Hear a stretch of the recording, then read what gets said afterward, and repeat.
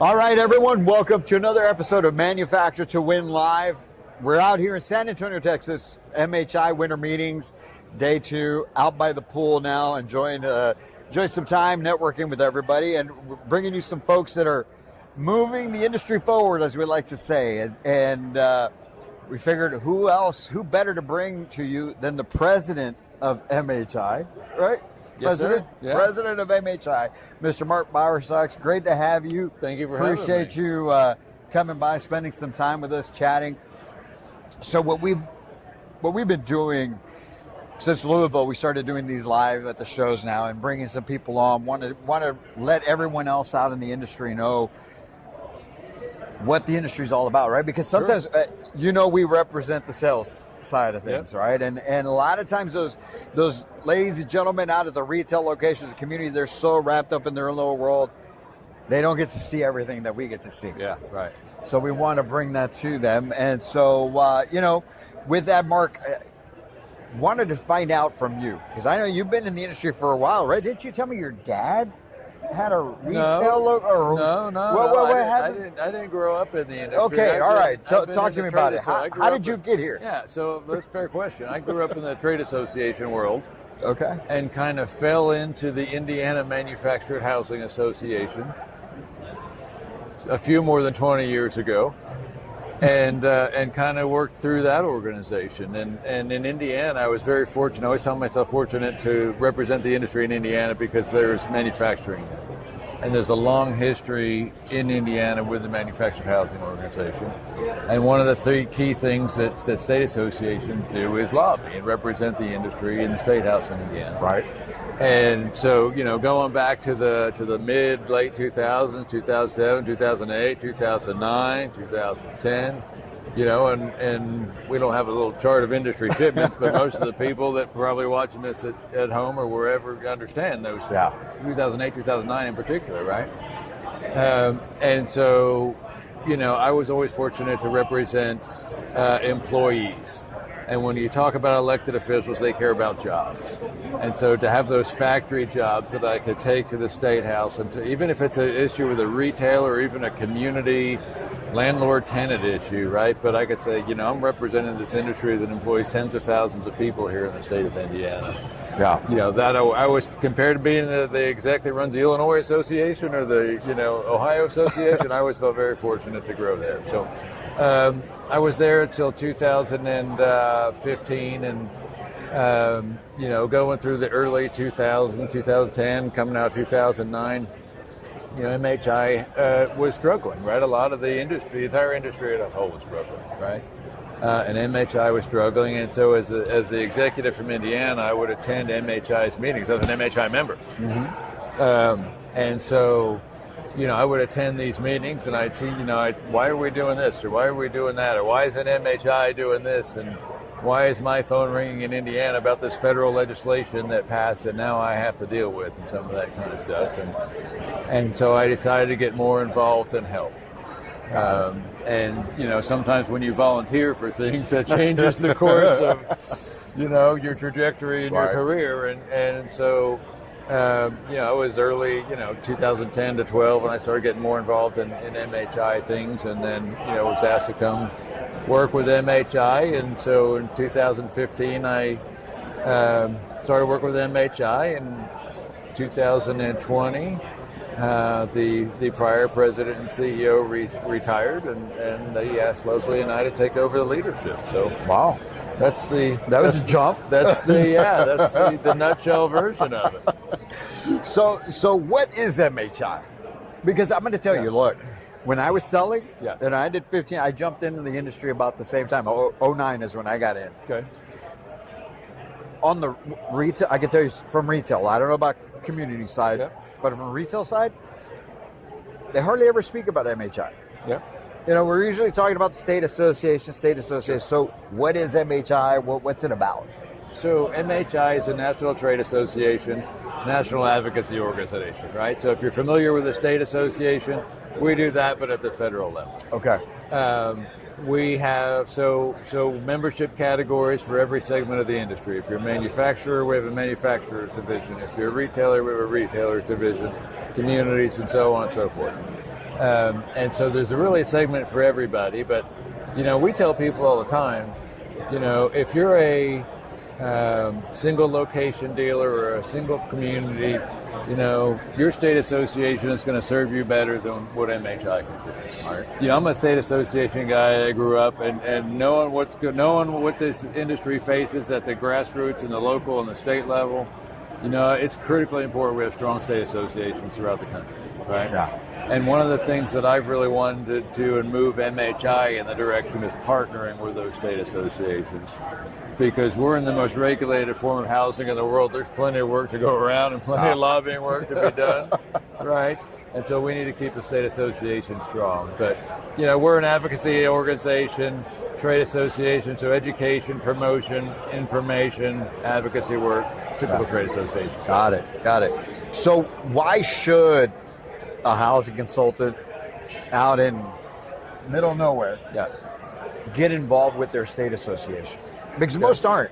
Sure. Right? Can we agree? Most housing consultants or community managers aren't actual members. Yeah. Their company may be, but not them.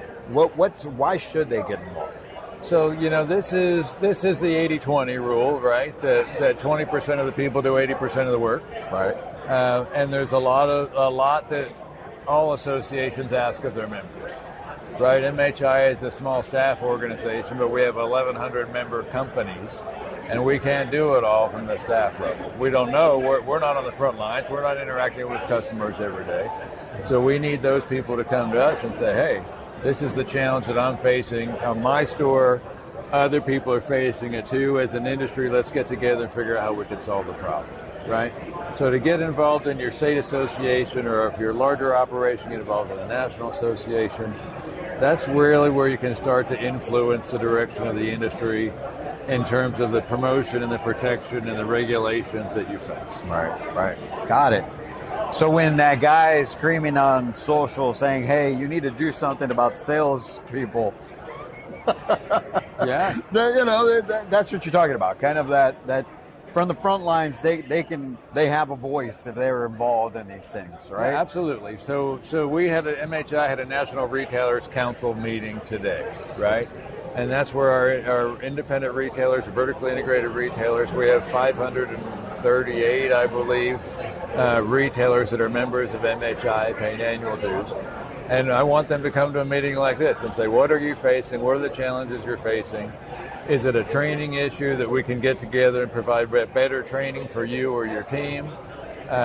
Is it a regulation issue? Is it a zoning issue where you're being zoned out of certain counties? Is it what did we talk about today? The still talking about fair housing and right. all those kinds of issues, ADA issues, and there's all kinds of challenges that retailers face, somewhat overlapping with communities, but different issues with communities. Yeah. Retailers and manufacturers, sometimes face some similar issues, but sometimes they're at opposite ends. So the beauty of the associations in our industry is they put all these people together at a table and say, okay, this is how I see the issue. How do you see the issue? How do you see the issue? And let's collaborate and come to a resolution that we can all support and all lobby and put our efforts behind. Yeah. And you and I had a conversation earlier inside, because it's my first time at a meeting session. I've been to the shows, but not to the meetings. Yeah. And I mentioned to you, going back to my life in sales, we're so wrapped up in our just wanting to make sure we're getting paid that we don't think about these things that were being spoken about today.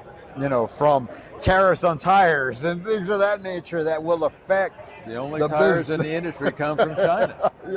Right. Have you thought about that, right? Have you thought about, the HUD code changes and how far in advance the supplier has to put an order, and, did the government give us enough time to react to some of this kind of stuff? No, so this is, this is the meeting where I describe it as you learn how the sausage is made. Yeah. Right? And if this is your career, if it's not just a job, you want to be here and understand, because all this stuff affects the guy on the sales lot. That's right. In Texas somewhere or wherever you may be, right? They may not know it. They may not know all the things that go into that house. But, suppliers could go into the house being constructed on a lot, the transportation issues that, Is there a permit to get the house there? Can we take over width, over height, over length, an hour before sunset or an hour before dark, or what about weekends? Right. And what's that cost? We talk a lot about setup, right? We talk a lot about installations these days. Yes. How do we make them better? How do we improve the initial customer experience? And what can we do with the construction of the house and the setup of the house to make sure that happens? So and then of course financing is always an issue with all forms of housing, and ours is no different there. So insurance issues, right? We're talking about those today. So, every piece of the industry, gets together and talks about these things to help a sales guy sell a house. Right. Yeah, because I remember I would sit back and think like, why the price just went up $1,000 2 weeks ago? Why is it going up again? And now seeing this, like, oh, okay, now I get it. I see what's happening now. Yeah. So I completely understand. All right. So you've been in early 2000s, right? From when you started to 2025. What's the difference in the industry? What's the difference that you see overall? The difference in the industry, consolidation. I off the top of my head, I don't know how many manufacturers there used to be in the manufactured housing in the late 90s, and we were building hundreds of thousands of HUD code houses in a year. Now I think we have 58 manufacturers and 153 plants operating currently, somewhere in that ballpark. And so, but consolidation at every level, retail, communities, even the supplier world, and other industries also, right? But the cool thing about that to me is that the industry is kind of unified behind MHI. We get dues from, primarily funding driven by dues on houses when they're built by the manufacturer. And we get dues on about 90% of the new homes built. Totally optional. They don't have to do that. Right. There's no state law or regulation that says you got to pay MHI. I wish there was. I get the other 10% in a hurry, right?